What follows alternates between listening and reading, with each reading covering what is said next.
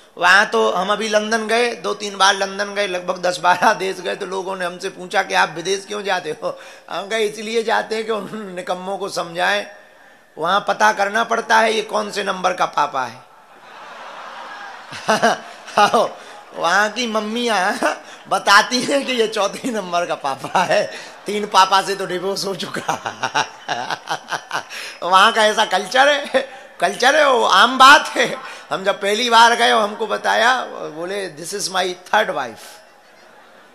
उसने इंग्लिश में, एक अंग्रेज आया मिलने, बोले हमने सुना यू आर इंडियन सेंट। हम कहा आई एम इंडियन सेंट। तो उसने कहा, हमने पूछा कि ये कौन है, बोले this is my 3rd wife. जिस दिन हम गए उसका वो था विवाह, अंगूठी वाला कार्यक्रम। तो अद्भुत बात, मजेदार बात ये थी कि जो नई शादी कर रहा था उसमें पुरानी वाली पार्टी देने आई थी। आओ, जिसको उसने छोड़ा था। तो हमें बड़ी हंसी आई, हमसे भी कहा कि आप चलो। हम कहे नहीं, हम दूर से ही आशीर्वाद ठोक रहे, भाई आशीर्वाद है, अब हम साधु महात्मा आदमी हम वहां। तो ये ठीक है, ये तो विनोद की बात है, पर हम बताना चाह रहे कल्चर की बात कि भाई देखो, ये मन है, ये मन ऐसे ही बढ़ता रहता।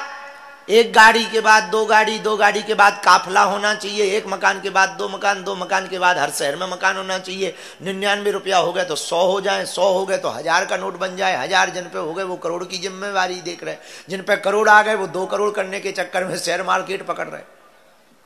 ये मन की वृत्तियां हैं।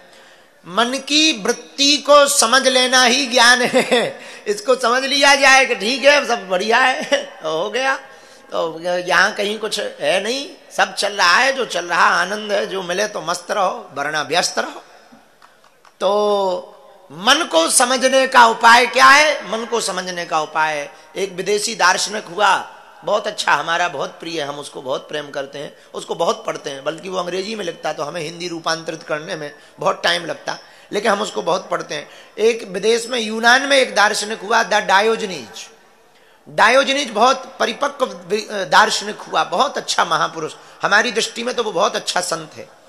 वो उसने एक बात लिखी है कि सुनो, कागज को कागज ही क्यों कहा जाता? उसने सोचने का तरीका बताया, कागज को कागज ही क्यों कहा जाता है? जैसे इसका नाम क्या है, साउंड है, पर इसको साउंड ही क्यों कहा जाता? ऐसे उसने सोचने के तरीके लिखे। तो एक जगह उसने जो बात लिखी वो हम बताना चाह रहे हैं। उसने कहा कि मन चंचल है और मन की कोई नहीं कर सकता, खा जो मन समान है। उसने उपमा दी।